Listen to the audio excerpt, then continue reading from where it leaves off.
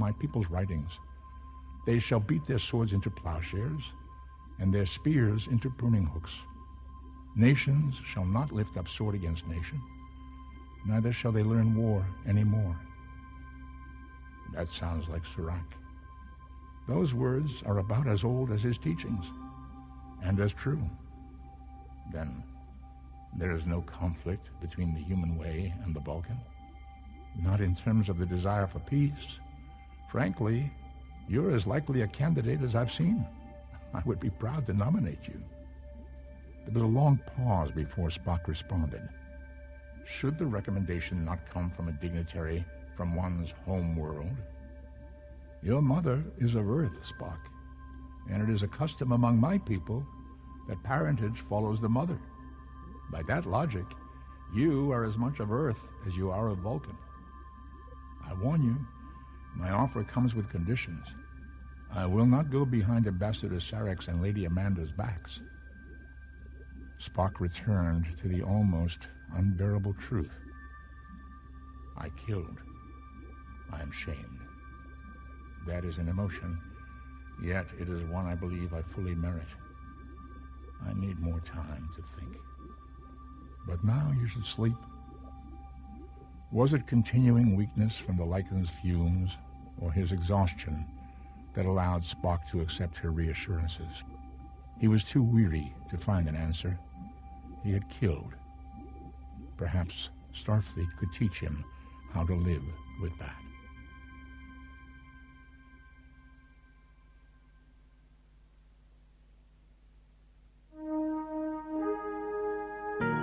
Obsidian, Deep Desert, year 2296. Ensign Prince bit back a shout of pure frustration. Try it again, Mr. Kavusi. I almost had them. Wait. Something's coming in. Federation base calling Captain Rabin. Shuttlecraft, come in. Captain Rabin. This is Ensign Kavusi. Do you read? Kavusi. Yes. Do you read? The signal faded to silence. Ensign Prince said, what if we tried readjusting the power cells? They should be able to store energy in any form, shouldn't they? Kavusi frowned thoughtfully.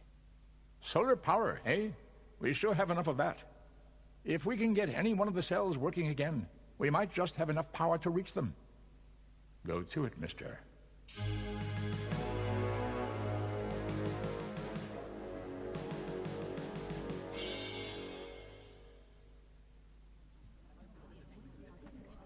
As Spock realized, these nomads, like any other desert peoples, debated anything short of an emergency for hours.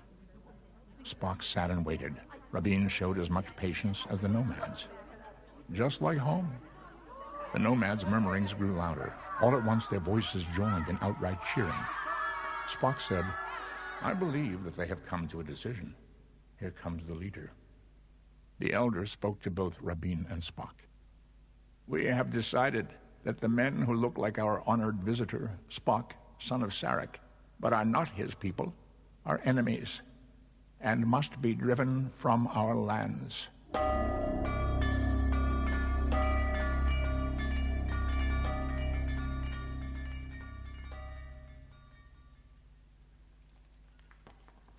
Ruinek, centurion of the Romulan Empire, member of House Minor Streven, stood hidden behind a boulder, unsure and full of doubts. A warrior should have no doubts. These doubts were McCoy's fault. Yet it was not easy to see even savage children suffer and die. Ruinek snapped open his communicator. Surely he would be permitted. He snapped the communicator shut. He muttered to himself, the sun must be boiling my brains. Why risk angering my patron? Someone was certain to ask him awkward questions. Perhaps ambitious Karek, a distant cousin Ruinek's age, yet half Ruinek's rank. Yes, Karek would be happy to fulfill any tasks he might fail to complete.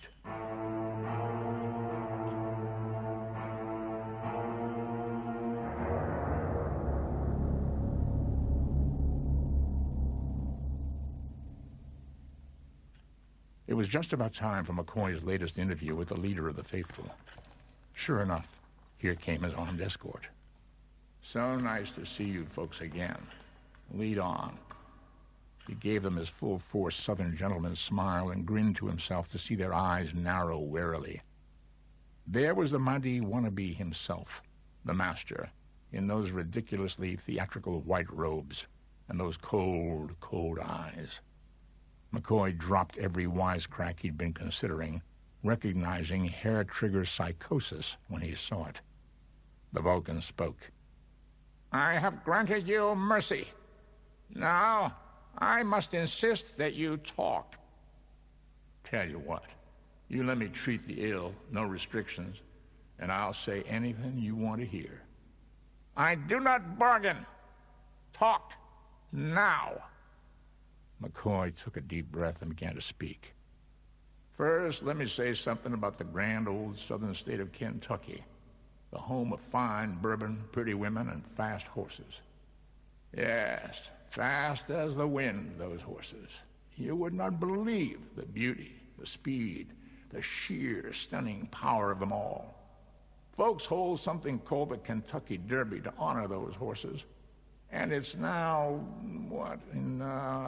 maybe the 417th running. The Romulans, to his surprise, were gathering around as though intrigued, Ruinek in their midst. The Centurion leaned forward. Are these war beasts? Why, you could call them that, son. Yes, you could indeed. The Romulans, bless their vicious little hearts, were hanging on every word. The master was another matter. What nonsense is this? Ruinek turned. Your pardon, master, but this is the captive's right of statement. In honor, we cannot interrupt him. McCoy took his cue. And then there was citation, like a citation for war heroism. And a heroic horse he was.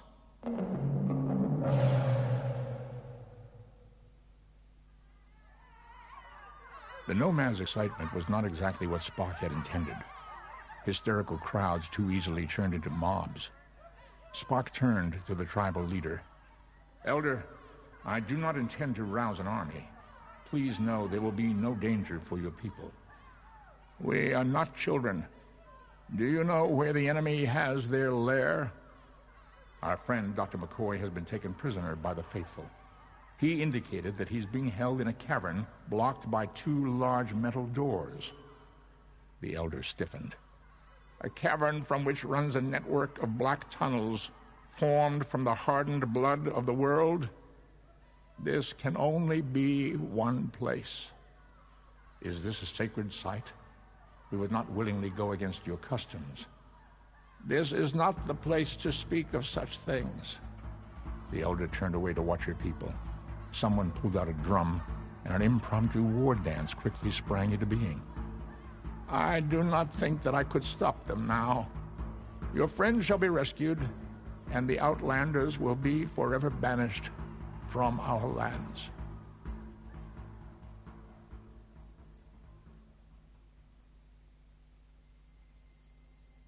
Vulcan, Mount Seleia, year 2247. The faint mist of early morning continued to rise over Mount Seleia. A Shavok rode the first thermals of dawn, the rising sun briefly touching the tip of a wing with gold. The altar had been purified. It was not as it had been. Neither was Spock. He had killed. Spock remembered his mother, her control utterly shattered for the first time since he could remember, rushing from the room lest she cause an awkwardness for her husband and son by her unseemly burst of emotion. Sarek had said little to him except that he was pleased to see his son returned unharmed and with renewed proof of his ability to survive. Movement caught Spock's eye. David was there, standing with Captain Rabin and the other Federation guests. David gave a quick, mischievous, strangely reassuring wink. T'Pau and T'Lar had begun the ceremony anew. T'Pau began. And so it is that we come together once more for the cyclical ceremony, the same as ever, yet with one change. Now Tilar spoke. There would be no life without change, yet ceremony is essential and always will be. And so it is only just that we use ceremony to honor those lost to us through change, through madness, through violence. There were other than Vulcans among the fallen. We make no claim to following their families' ways, but understand that we honor them all. Spock heard a voice, perhaps David's, say, Amen. And then Tilar continued, Now, we may proceed to celebrate more predictable and welcome change. As the seasons turn, so youth grows to maturity. We bring forth ancient ritual to honor those who represent the ever-changing, never-changed continuance from past to present, from present to future. T'Pau turned to the assembled crowd. We honor those newly come to adult status. She and Tilar bowed formally to the young Vulcans. As eldest of his age mates, Spock would lead them to the platform and these two formidable figures. As before, he heard Tilar's voice. As it was in the beginning, so shall it always be. This time there was no interruption. Tilar said, Spock, son of Sarek and Amanda, come forward. He saw himself step to the edge of the platform, heard himself proclaimed this day an adult, capable of adult reasoning and logic, felt the weight of the ceremonial sword in his arms. Still dazed, he bowed, began to turn away, but T'Pau beckoned him. Spock, why hast thee been gifted with a sword? Spock had not expected to be questioned. In memory of our past? T'Pau inclined her head. It is to remind thee not to deny the past, yes, but it is also to remind thee how narrow and sharp is the edge between chaos and civilization. And it is to remind thee, Spock, son of two worlds, that it is only a small, small step back to the days when the sword's edge was the only law. Thee must choose a path with care.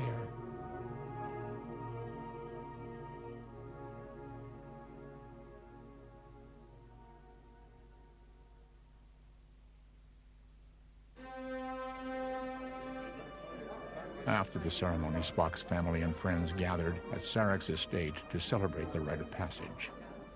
Amidst the crowd of well-wishers, Spock knew there could be no true privacy for the family of Ambassador Sarek. He managed to slip away from the reception to the relative quiet of the terrace.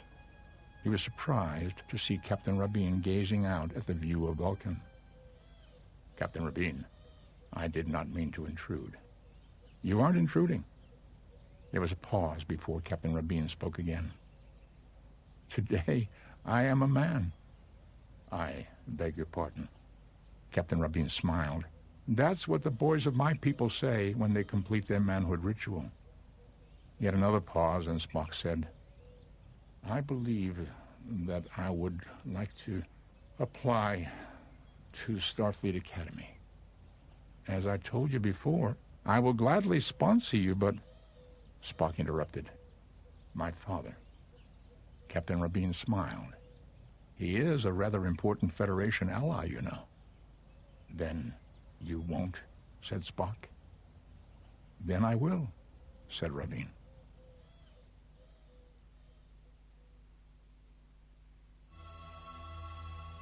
Obsidian, Deep Desert, year 2296. The Taragi Shar range loomed up on the horizon. Beside Spock rode the Elder. Beneath Loki's hostile glare, a barren plain burned a dull, sullen gold. The Elder spoke. This is the Tewisat Karak, the Golden Hell, an ancient site of sacrifice to one whose attention you do not wish to attract. Kar Hakai, the Eater of Souls. Then Loki erupted into a spectacular solar flare. The nomads cried out their alarm as the desert sands crackled and sang, and the Chuchaki lurched under them. The Elder called, It is time to invoke the Sunstorm Truce. The nomads raced for the wall of mountains as all around them the air flared and burned. Finally, they swirled to a stop in the partial shade of an overhanging ledge. The elder explained to her visitors, "The Sunstorm Truce is the oldest law of the desert. Even warring clans will put aside their hatreds when the sun rages and shelter together against our common enemy. No one may refuse a stranger shelter, not even the faithful." In a fissure, protected from the elements, hung a great stone bell. At the elder's nod, Spock took up the bronze mallet by the bell's side and struck.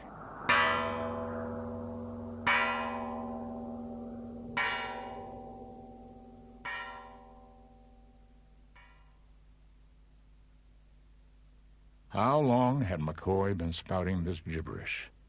Seemed like forever.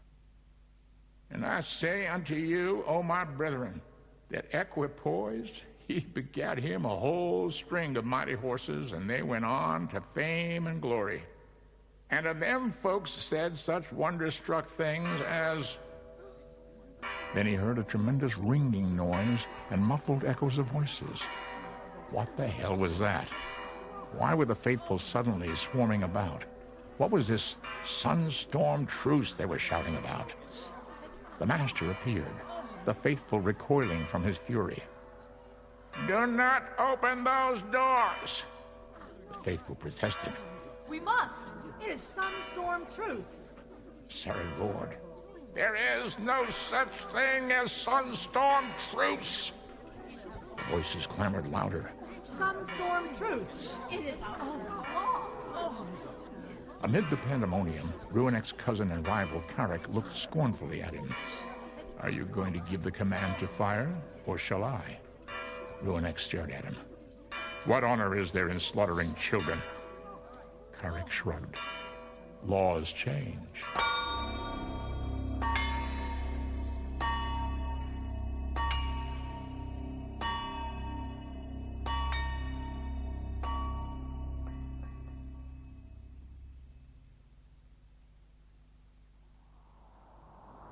The elder stood beside the cave entrance, clearly puzzled.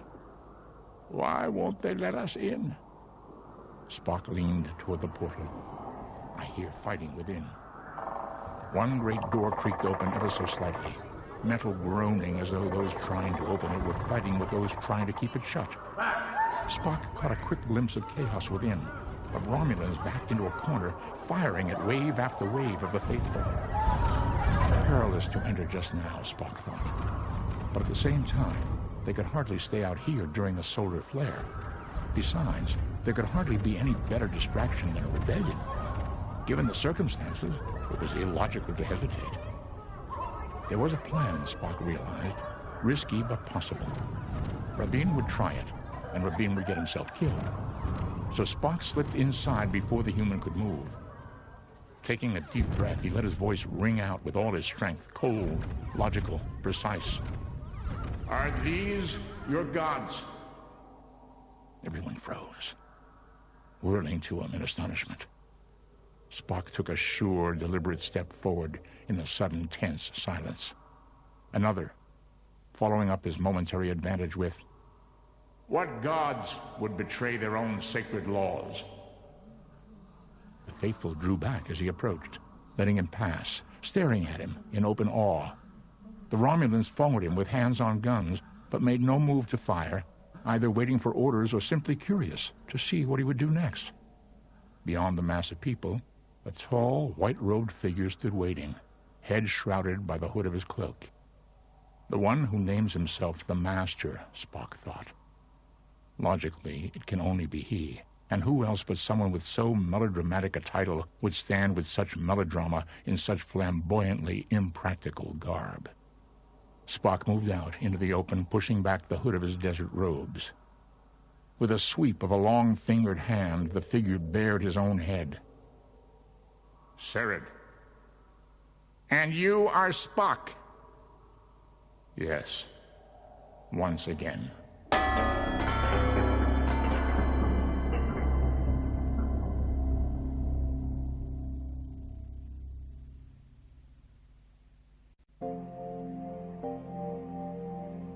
Vulcan, Sarek's estate, year 2247. The sealed door of Lady Amanda's Wet Planet Conservatory clicked open as she stood pruning her peace roses. Out with it, Spock. Mother, Captain Rabin thinks that I would be a suitable candidate for entrance to Starfleet Academy. Very carefully, Amanda laid aside her pruning shears. You could simply have left. Captain Rabin told me her nomination was contingent on my telling you, and my father. I plan to notify the Science Academy tonight that I must decline their offer of admission. It is proper for my mother to know before I do so. Lady Amanda sighed. My own son, brought up to nonviolence, learning weapons. Mastery of violence is mastery of oneself. Surak teaches us that. Oh, Spock, you know I can't trade chapter and verse about Surak with you. Just tell me, what brought this on? There was a pause before Spock answered. All my life, I have been under observation. Some have waited for me to fail, and some have wanted it. I look no different from the males of my age set, but whenever my control faltered, I was punished more stringently. This is not resentment, Mother. It is observation. What is more, I punished myself. Mother, you yourself told me that I'm a bridge between two worlds. It is logical that I experience both, not attempt to deny half my heritage. Starfleet allows me to do so, not as an ambassador's unworthy son, but as myself. He bowed and left. Amanda seized her pruning shears and attacked her roses through a blur of tears.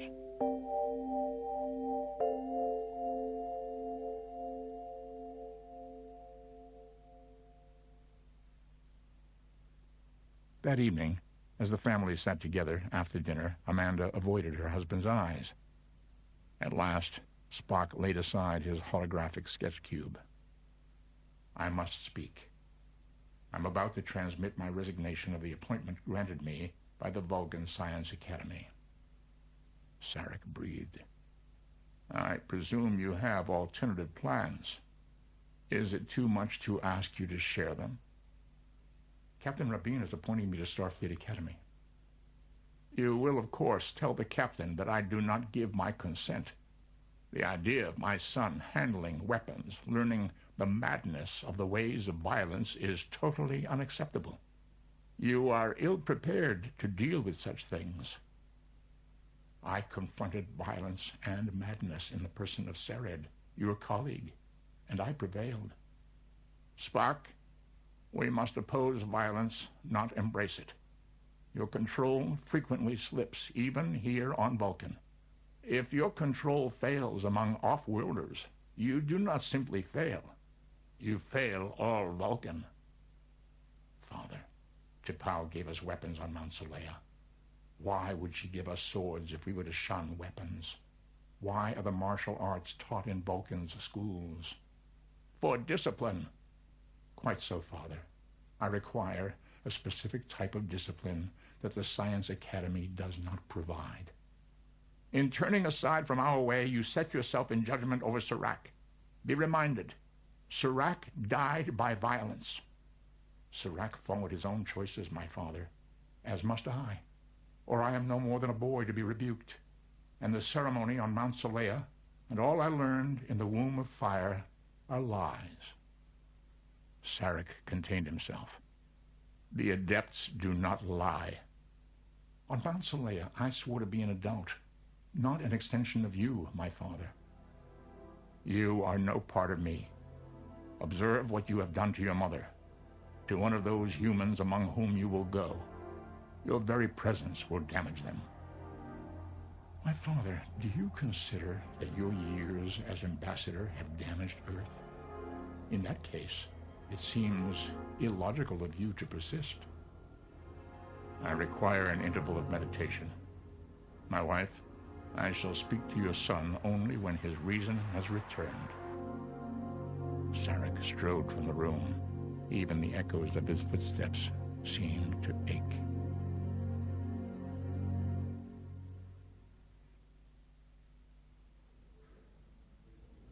In the discreet restaurant near Shikar's Terran enclave, Amanda folded back her sunveils and waited for her guest. Captain Rabin appeared at the table soon after. "Are you often one of the ladies who lunch, Lady Amanda?" "Right now, Captain, I don't feel particularly ladylike. Please call me Amanda." "I'm Nechama. Frankly, right now, I feel as if I'm going into battle. I almost think I'd prefer Klingons."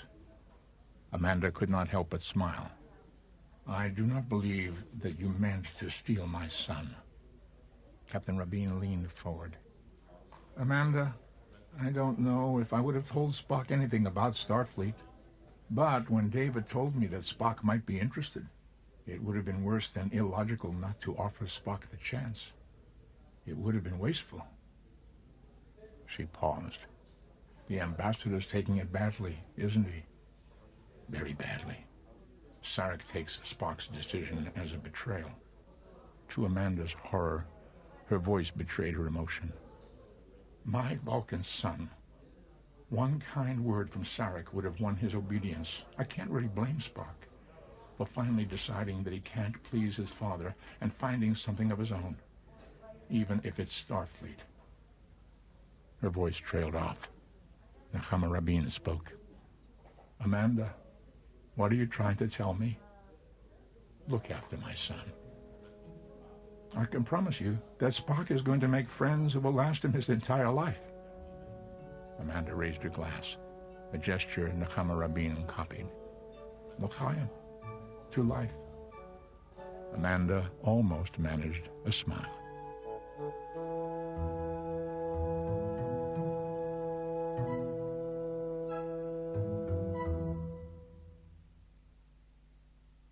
Intrepid 2, Obsidian Orbit, year 2296. The sirens of Red Alert whooped in rhythm with the red lights that flashed across the bridge. Uhura commanded, "Shields on! Lock on phasers!" "Phasers locked on, ma'am." "Good. Now keep your hands away from the firing button. Let's think this one out. We know that warbirds have to emerge from cloaking to fire. We can track this Romulan by the flaw in its cloaking device. I'm assuming they're counting on us to track them. So as far as I'm concerned, they've already chalked us up as a casualty. Uhura to engineering. Mr. Atherton, how are you coming with that diversion of impulse power?" "We can boost phaser fire about 50% for maybe 2 broadsides, Commander." Duchamp said, "The Warbird, Commander, is dropping its cloaking device. Battle stations. Mr. Atherton, how about those phasers?" Before Atherton could answer, Duchamp said, "There's a message coming from the Romulan vessel." "Put a captain on screen, mister." The Romulan's angular face filled the screen. "You are Lieutenant Commander Uhura of the Intrepid?" "Commander Uhura of the science vessel Intrepid 2. Captain Spock of Vulcan is our commander of record. You have the advantage of me, sir." The Romulan officer nodded. "That I have, Commander." "I was not speaking of firepower, sir. You are an intruder in this space. You use our names, but have not supplied your own." What the Romulans used for registration numbers appeared on her workstation. She ran a fast search. "Commander Avrak of the Adamant." She saw the slightest tightening of his mouth. "And what is Senator Pardick's own sister's son and heir doing in this quadrant of the galaxy?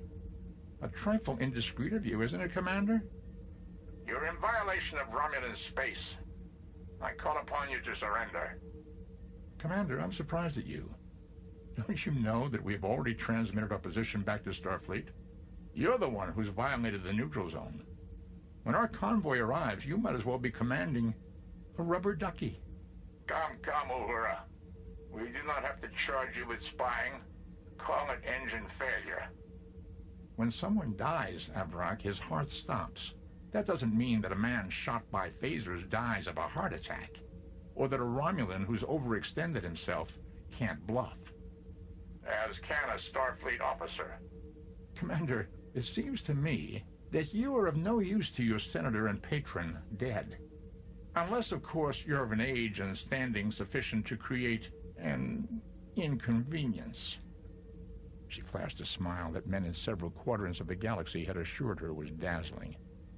"Perhaps you come to investigate a few spies whom you might have downworld, Unless your people are planning to bob their ears and bleed red for a change, it's going to be easy enough to spot them, you know. Or have you beamed the plastic surgeon downworld, too? You know, I cannot believe that a senior Romulan officer would create an act of war merely as an indiscretion." Lady, you forget yourself. Uhura ignored his insult. "Apart from the illegality of your presence, Commander, I cannot believe you would declare war because you were worsted in an argument with a lady.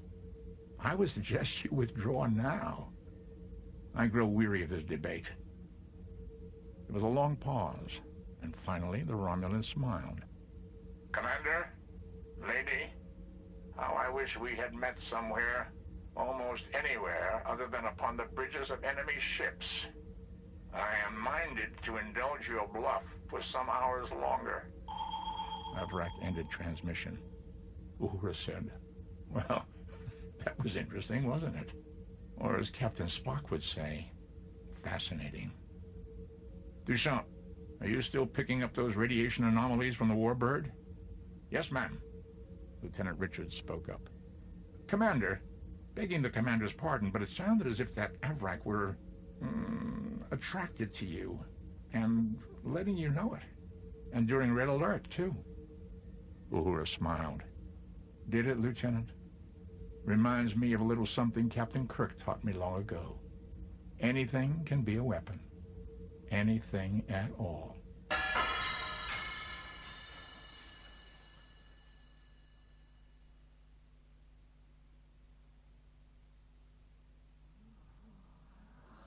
Romulan Centurion Ruinek gaped along with all the others at the robed figure. "Light and darkness. It is Spock of the Enterprise." Another Romulan said, "He seems to know our master." "Know him? If these were Romulans, we could expect a duel of honor. Hold your fire." If Sarad fell, surely Avrak would accept that as a sign that this mission was doomed to fail. There was no glory, after all, in serving a madman. Spock and Sarad stood, staring at each other. A familiar voice cut suddenly through the silence. "I hate to break up this touching reunion, but can't we just sit down and talk this over like reasonable folks?" "These are not reasonable folks, Dr. McCoy. These break Sunstorm truce." The assembled faithful growled at that, stirring uneasily. But before they could decide on any drastic move, the great metal doors flew open with a thundering crash. Into the hall burst the Nomad warriors, shouting gleeful war cries as they rushed into shelter and battle. The Romulans whirled to this sudden new threat like one well-oiled machine, weapons raised. But the disillusioned faithful took advantage of the moment for a renewed charge. The Romulans were suddenly caught between two waves of low-tech but highly determined people. The desert nomads and the faithful for once acting as one. Spock saw the quick, bright flash of phasers here, there, and some attackers fell. But there were always more to take their places, too many to be stopped. The Romulans, Spock thought sharply, might have the better weapons, but the tribe's people had something stronger on their side. Pure, righteous fury. And better numbers. It was no contest. The Romulans were swarmed, overwhelmed, weapons torn from their hands. Spock thought, and in the next moment, the faithful will become a mob, as only those so suddenly stripped of belief can become. Mindless, violent, deadly. "Do not kill the Outlanders!" Once again, Sarad saw his holy mission fail due to Spock. "Enough! Enough!" Sarad strode forward and stopped directly before Spock. "I issue the holy challenge of combat. No weapons save our strength. No quarter. No mercy." There no longer exists such a thing as the holy challenge. Here it is. Here is the final battle. Here is the final judgment of good against evil. What was that sudden murmuring? Romulan, yes. The Romulans were wagering, Spock realized, boldly wagering on the outcome of the duel. Judging from the fiercely approving glance of that young Romulan centurion, he was the favorite. Spock bowed to Sered in the ancient, elaborate Vulcan manner. Sered returned the bow, and the final battle began. Spock and Sered circled each other warily, each seeking an opening, a weakness in the other, each finding none. Without the slightest warning of tensing muscles, Sered burst into motion. The style of his movements, the precise angles of arms and body and legs told Spock this was Kataria, a style of fighting ancient enough to please Sered. Spock had studied it as a boy and occasionally still practiced it as an adult. He feigned a kick that should make Sered dodge to the left. Sered lunged, hand curved in a claw tearing viciously for the throat. Spock moved smoothly aside, twisting to throw Sered forward with the momentum of the attack. But Sered moved with him, lunging yet again, so quickly that Spock had to block him once more. Sered's nails tore his skin. The move had been intended to tear Spock's throat. Kataria contained no such moves. But there was an even more ancient form of the art, designed for one purpose alone: to kill. Spock knew no way to counter it. McCoy moved in closer. "Damn it, Spock. Don't do this to me. We've already lost Jim. I don't want to lose you again."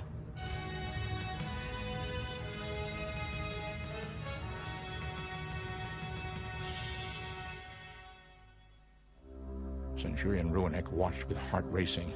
Sered must not win, and yet honor forbade any interference. "Double the stakes on Captain Spock," was the only encouragement he could offer. A masked hiss from the Romulans brought Ruanek's attention sharply back to the fight. Spock was staggering back, nearly falling, clearly stunned. Karek spoke.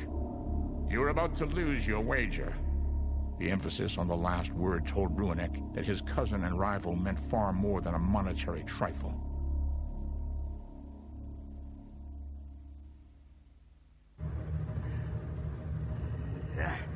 "I will not kill," Spock told himself.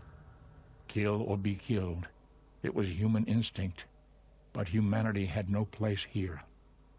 Did it not? Only one chance, not Vulcan, but human logic. Jim Kirk's reasoning insisting that he feed Sered's madness. He spoke. "A shame to see such a once brilliant mind overturned. Look at yourself, Sered. See the truth. You're nothing but what the humans you despise call a crazy, old, useless fool." With a wordless shriek, Sered charged him. Spock, timing his action precisely, met that maddened charge with a neat, professional, and quite logical punch to Sered's solar plexus, followed by an equally neat uppercut. Sered collapsed, as though strings holding him upright had just been cut. Ruanek shouted, "Victory!" Spock said only, "Let us assume that good has won the day." Spock beckoned to the Romulan Centurion, who moved toward him. The Centurion said, "I am Ruanek, Centurion of the Empire, of House Minor Streven. I formally request protection." Granted. The Elder stepped forward and announced, "There will be no war." The nomads moved to encircle Spock, Sered, McCoy, Rabin, and even the startled Romulans. Spock bowed to Ruanek. "Peace," he said. "Peace," the Romulan answered.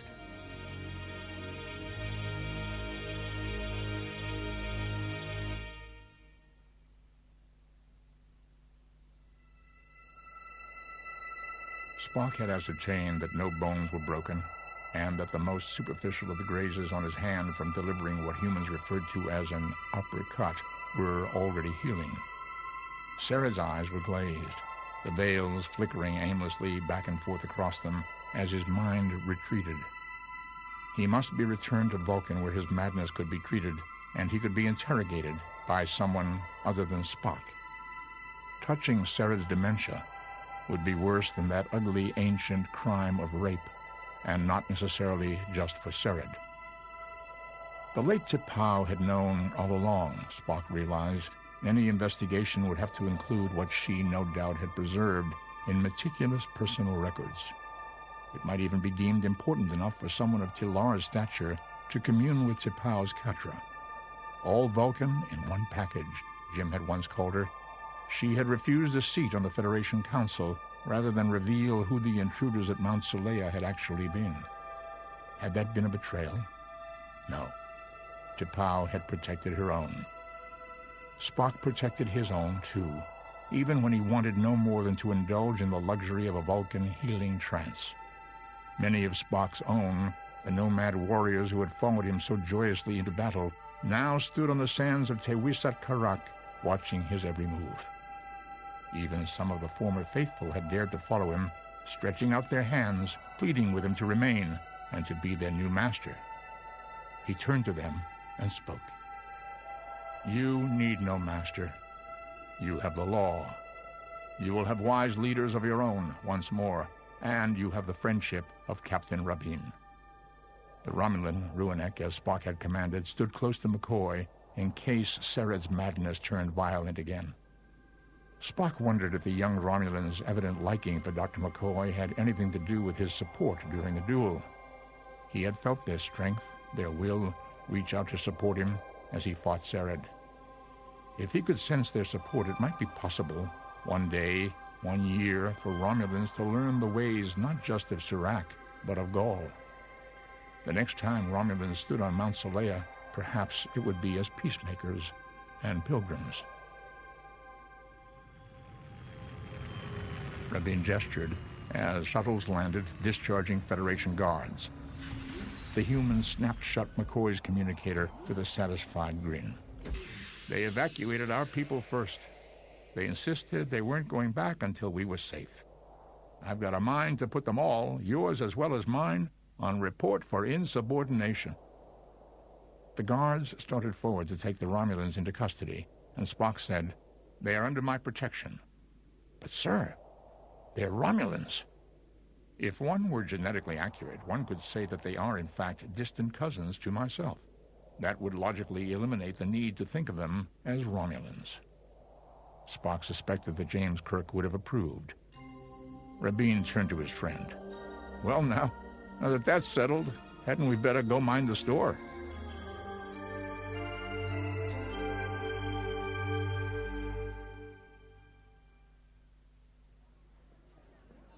David Rabin just barely kept pace with Spock as he strode past the painted letters on the outpost's walls and intercom sen. If you please, Ensign, connect me with Intrepid 2. Done, sir. Spock here, Commander Uhura. Captain Spock, good to hear your voice. Ship status is operational, Captain. Security to the transporter room, Commander. The ground team will beam up, plus 7 others. Negative, Captain. Negative. Please wait. We've got this warbird in the vicinity. I've opened negotiations with the warbird's commander, Avrak, sister's son to Senator Pardek. You seem to have prepared for any eventuality. My compliments. David Rabin stood at Spock's shoulder.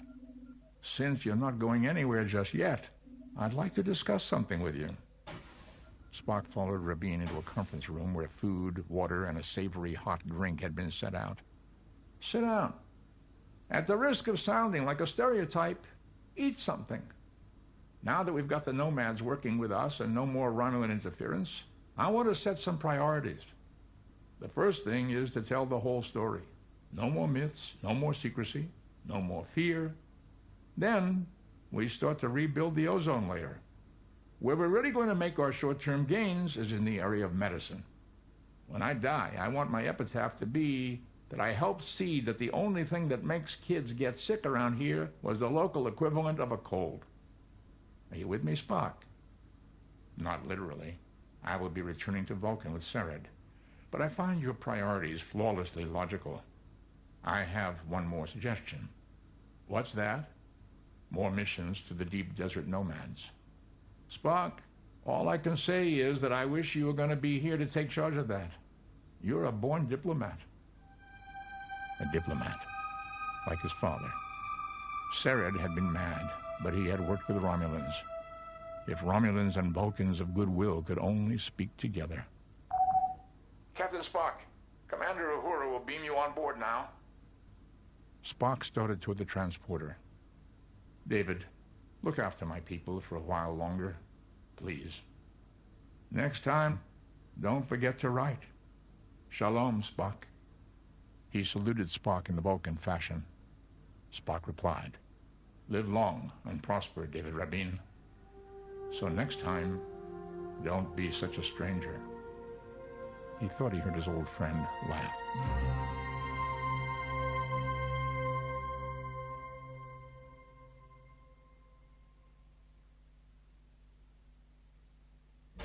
Spock strode out of the turbolift as fast as his battered body would allow. Captain! Uhura leaped out of the command chair so he could seat himself. Quickly, he scanned her records of the past few days. She said, The science vessel just isn't up to exchanging broadsides with a warbird, so I was trying to bluff. I thought I had Avrak convinced. Spock inclined his head. We shall provide him with another demonstration of the validity of your logic, Commander. Open a hailing frequency. Duchamp replied, With pleasure, sir. Aye, aye, sir. The screen filled with the image of a warbird's cramped bridge with Avrak in the command chair. His eyes widened at the sight of Spock. Commander Avrak, let us admit that it would be glorious to measure our ship's strengths and our crew's courage. Glorious, but illogical. Allow me to demonstrate. Lieutenant Duchamp, Captain Spock's compliments to Captain Rabin, and would he kindly patch in transmissions from his sick bay and brig? On a second screen, the image of Sered formed. Spock said, You relied too greatly on a weak reed, Commander Avrak. Commander Uhura has already summoned reinforcements. Your lady the officer is a fierce one, Captain. I value my officer appropriately, Commander. She very properly called for reinforcements, but she did not have access to certain information. Spock gestured as imperiously as Sered ever had, and an image of Centurion Ruanek, his cousin Karek still under guard, and the other surviving Romulans formed on screen. You have not just suborned a Vulcan in broken health, and who must be returned to Vulcan for medical intervention.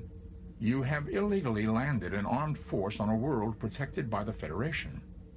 You have crossed the neutral zone and fired on a Starfleet vessel. At least 2 of these actions are acts of war, while the first is what my crew might call inhuman. Do you truly wish the entire Federation and your Praetor to know that it was all you were doing? Or shall we simply be polite and call the matter a slight miscalculation or misunderstanding? I leave the choice of word to you. Avrak was stunned. My warriors. I took them under my protection to save their lives. They deserve nobler purposes than these. They deserve better than a Federation prison. Indeed, Commander. Accordingly, I am returning them to you. On what terms? What logical terms are there in this situation but those of honor? Captain Rabin, Commander Avrak has a slight problem with missing personnel. Can you assist him? With the greatest of ease, sir. Transporter room? 6 to beam to... Where, sir? Commander, will you provide coordinates? Avrak looked as if he would rather order Spock's slow execution. Nonetheless, he gave the signal. Soon, Rabin reported, Coordinates received. Lights swirled about the Romulans, forming into columns. Their bodies flickered and the lights faded. Avrak turned his head, as if listening to the Romulan equivalent of a transporter chief report that 6 warriors had come on board. I have my warriors back, those who still live. Now, what of the Vulcan renegade? I shall return him to Vulcan for therapy and interrogation.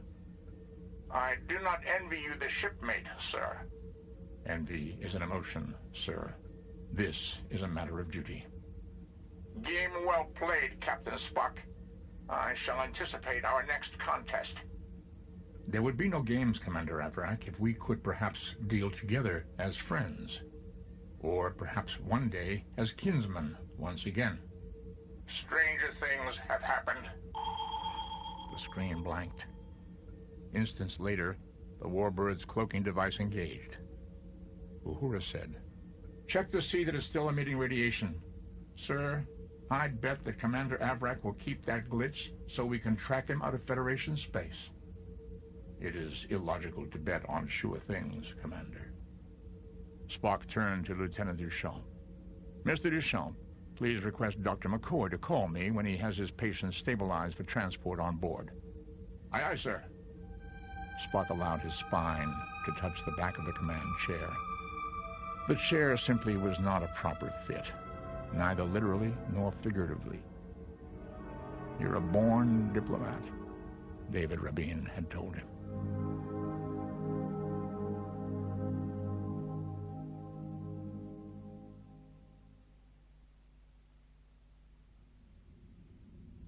Later, after Spock had returned to his quarters, McCoy called from Obsidian, David Rabin standing beside him. "Dr. McCoy, what is your patient Sarid's status?" If he were a human, I'd say he was in shock. And I'd put a human on suicide watch.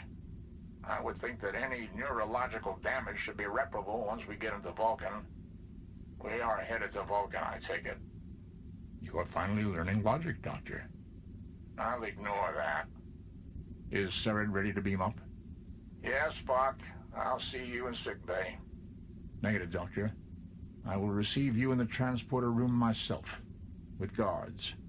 I will not risk you again." I'm on my way. Rabin looked at McCoy. Take care of Spock, Doctor. Take care of him? He'd tell you it's the other way around. So, what else are friends for? Shalom, Spock. "I will think about what we discussed, David. Live long and prosper."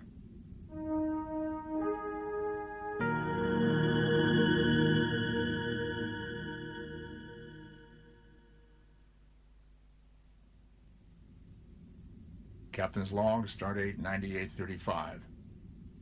I hereby confirm the commendations made by Commander and Acting Captain Uhura to Lieutenant Duchamp and to Lieutenant Commander Atherton of Engineering. I would like to recommend that at her next fitness evaluation, Commander Uhura be offered a ship of her own, perhaps even this one. Helm reports that we shall soon enter orbit around Vulcan. Come. Ah, Dr. McCoy, I have been expecting you. McCoy set a bottle of Romulan ale down on Spock's table. Well, I'm all out of Saurian brandy, and I've never been able to civilize you into liking mint juleps, so we'll just have to make do. The doctor extracted glasses from a shelf and poured. Spock, are you by some chance planning to help out the Romulans the same way you did the Klingons? You have a genius for intrusion, Doctor. Hell, Spock, what are friends for? Spock raised his glass. Absent friends. They both drank to the toast. Then Spock continued. I have begun to think that friends are for keeping one honest. In fact, Doctor, I would probably have been consulting you soon enough. I have been thinking of making some changes. Laura told me you've asked her if she wants a ship of her own, and she's considering it. Now what? Captain Rabin suggested that I had the skills suitable for diplomacy. Because he was the one who first suggested I might enter Starfleet, logic compels me to consider his suggestion. McCoy set his glass down, propped both elbows on Spock's table, and leaned forward. If you want the honest-to-God truth, I'd say that your skills actually parallel those of your father. Probably explains why the two of you fought like Selats and Limatias for so many years. Oh, all right. Selats and Limatias who'd studied logic at Surak's feet. Spock inclined his head. McCoy paused, then said, Spock, you've already made up your mind, haven't you? And if you have, what's the point of calling in your friendly neighborhood doctor? Doctor, it was you who called yourself in. Captain, I have located Ambassador Sarek. Spock's hand tightened ever so slightly on his glass. Patch the ambassador's call through to my cabin, please. McCoy said, You don't want me here. No. Don't argue. Just give your father my greetings.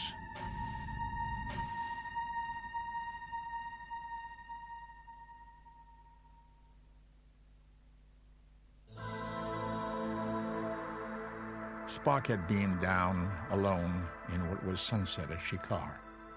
Brilliant red light that struck the forge. Beyond it was the womb of fire.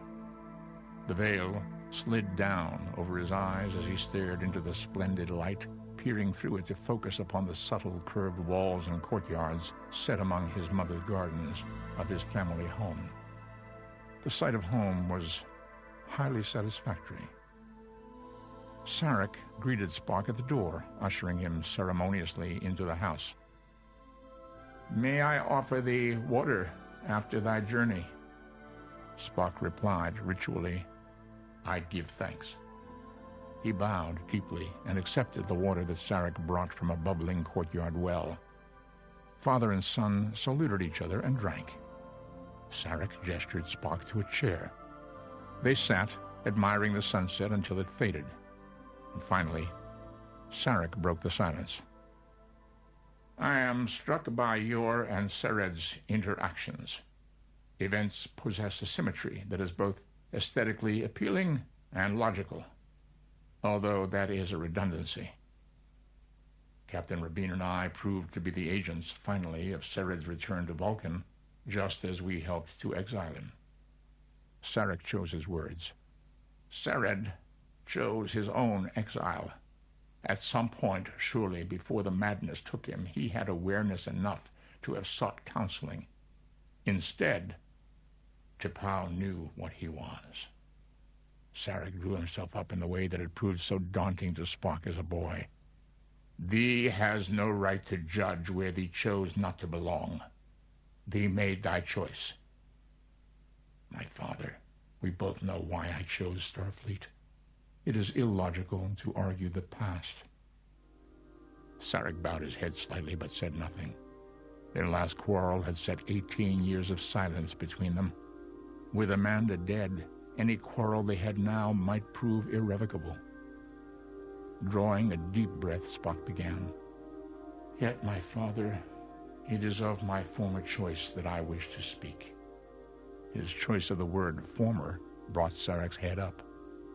Walk with me, my son. Spock followed his father out into Amanda's gardens. Her presence was very vivid here, almost as if some human essence akin to a Katra remained in what she had loved and tended for so many years. My father, I have formed a working hypothesis regarding a solution to a long-standing problem. It is logical for me to conclude that I have arrived at this solution because of the very choice that I made to go out among the stars and serve with beings of many races. I have thought to change my life's course somewhat because you are the most experienced xenodiplomat on Vulcan, perhaps in the entire Federation. Logic demands that I consult you, as does loyalty. I require advice on how best to apply to the Vulcan Science Institute for advanced study in diplomacy and alien cultures. You would resign your commission? The words illogically hurt. Service, Spock reminded himself, is service, no matter the variation, and it is only logical to serve in the most efficient possible way. The position of ambassador is a civilian position, and an important one. It must not be abused. Sir, I would not abuse the position I seek, one that you have always fulfilled with such honor, by attempting to hold both it and my current rank. As soon as Starfleet confirms my choice of replacement, I shall resign. There, it was done. Sarek stood watching him, his eyes hooded. Spock hesitated. Your recommendation would be of the utmost assistance. If I refuse, no doubt you will apply on your own. No doubt. Nevertheless, I would value your approval, because I consider it worth the having. Spock felt his chest tighten, as though illogically he were a human in need of triox. I always have. Sarek's hand, outstretched to straighten a branch laden with fragrant white flowers, faltered. I ask pardon for my loss of control. I see no need, sir. Damn it, Spock. McCoy's voice yelped in his mind. Sometimes there's such a thing as too much logic. So be it. Spock closed a hand on his father's shoulder, letting the touch say what he could not. And now he will refuse me again. Yet Sarek did not rebuke him. They stood motionless, father and son, and Sarek said, I give thanks. Spock released him. Moved by unspoken agreement, they began to walk again. And Spock said, over the past few years, I have become reacquainted, I should say, with human writings that are as old as Surak's sayings. For example, to everything there is a season, and a time to every purpose under heaven. A time to be born, and a time to die, a time to plant, and a time to pluck up that which is planted. His father's deep voice blended with the night wind. A time to love, and a time to hate. A time of war, and a time of peace. I am acquainted with the text. Of course, Spock thought, if he could bear to search his mother's effects, he would find the large book with the battered cover that she had brought with her from Earth, and that she would sometimes read when Spock was very young, or when she, like her Vulcan husband, required the solace of meditation. Sarek said, Your explanation is highly unorthodox, my son, but most eloquent. If I may be permitted another quotation, I shall quote your mother, who derived great satisfaction from telling all we met. We are very proud of Spock. You honor me, sir. There is no honor in expressing the truth. On the contrary, my father, there is no honor higher. Father and son stood together as the wind wreathed them and died away. At length, Sarek sighed and spoke. With your mother gone, the house seems to possess echoes that are not harmonious. Accordingly, I often dine in the common room of the Science Academy. Would you care to accompany me? It would be an ideal beginning. He's lonely, Spock thought with a shock of realization. An excellent idea, my father. Together, they walked toward the Science Academy. Starlight glittered on their upturned faces. Their accord, at least for the moment, possessed all the harmony of music resolving into a major chord, Spock thought. It was aesthetically as well as logically pleasing, although, as Sarek said, the two concepts were one. Spock could enter the Vulcan Science Academy as a peer now. He had come home by choice, and by choice would go back out into the stars again. He glanced toward the stars that marked the boundaries of the Romulan Empire. I am coming.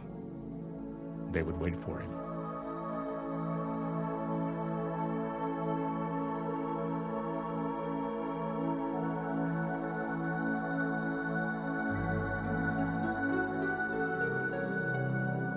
Star Trek, Vulcans Forge, was written by Josepha Sherman and Susan Schwartz, and read by Leonard Nimoy.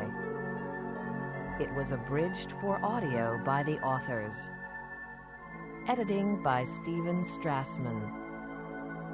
Sound design and post-production by Gary Fink. Original music was composed by Carl Schurtz.